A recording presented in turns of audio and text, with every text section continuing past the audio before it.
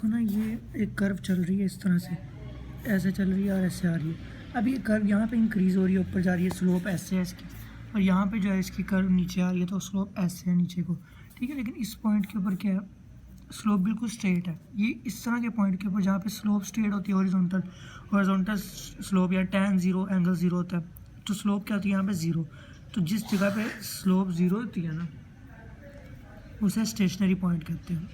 अब स्लोप 0 होने का क्या मतलब कि d/dx होते ही वो डेरिवेटिव है, तो डेरिवेटिव स्लोप को ही तो कहते हैं, तो मतलब कि डेरिवेटिव 0 है। तो अब ये पहला क्वेश्चन है ना, उन्होंने कहा कि मैक्सिमम वैल्यू है इसके ऊपर x = e, ठीक है। ये हमारे पास गिवन है इसके अंदर। अब क्या करेंगे, ये एक फंक्शन है ना, तो इसका हमने डेरिवेटिव लेना है पहले, तो क्योंकि हमें स्लोप देखनी है तो डेरिवेटिव लेंगे हम। इसको ये लिखेंगे, डेरिवेटिव लिया, ये डिवाइड की फॉर्म में लिखा तो डिवाइड रूल लग जाएगा, नीचे x² आ जाएगा, और ये सारा वैसे ही x और पहले ln x का डेरिवेटिव, फिर ln x और x का डेरिवेटिव, ये सारा सॉल्व किया तो हमारे पास ये इक्वेशन आ जाती है। अब ये पहला इक्वेशन निकल आई हमारे पास, ठीक है। अब स्लोप यहाँ पे क्या थी, 0।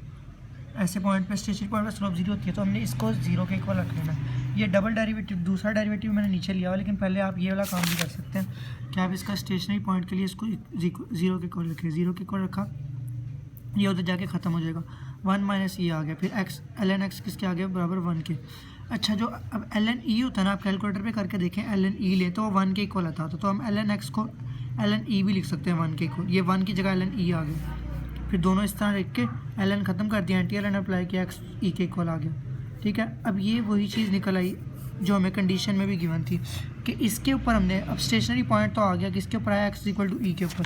अब हमने चेक करना है कि वो मैक्सिमम वैल्यू रखता है कि नहीं, ये जो है हमारे पास, ये मैक्सिमम वैल्यू रखता है कि नहीं। उसके लिए हम क्या करते हैं, दूसरा डेरिवेटिव लेते हैं। दूसरा ये पहला डेरिवेटिव हम ले चुके हैं ना, इसका दूसरा लेंगे तो ये फिर डिवाइड वाला रूल लगेगा, इसका फिर से स्क्वायर, नीचे पावर 4 बन जाएगी, और नीचे और ऊपर क्या होगा, एक दफ़ा ये इसका डेरिवेटिव, फिर d/dx, ये सारी चीज़ माइनस, फिर ये चीज़ वैसे डेरिवेटिव के बगैर, और फिर यहाँ पे डेरिवेटिव दूसरा। फिर जब डेरिवेटिव लेंगे तो ये सारा कटिंग हो के ये फाइनल हमारे पास आता है।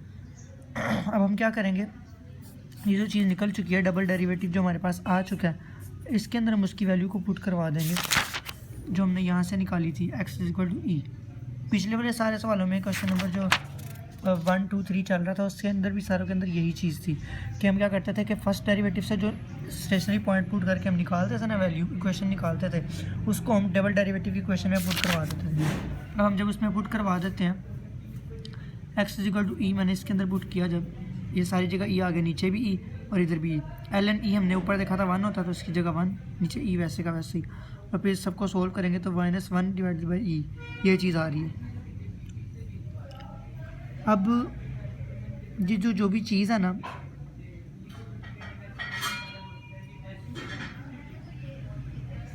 इसके अंदर ये जो भी चीज़ है, ये नीचे वाली जो डिनोमिनेटर के अंदर e की पावर कुछ भी पड़ा हो, तो वो हमेशा नीचे तो पॉजिटिव नंबर है ना, ये एक नीचे पॉजिटिव है, ऊपर नेगेटिव, तो ये टोटल क्या है, टोटल एक नेगेटिव चीज़ है, यानी कि 0 से छोटी है।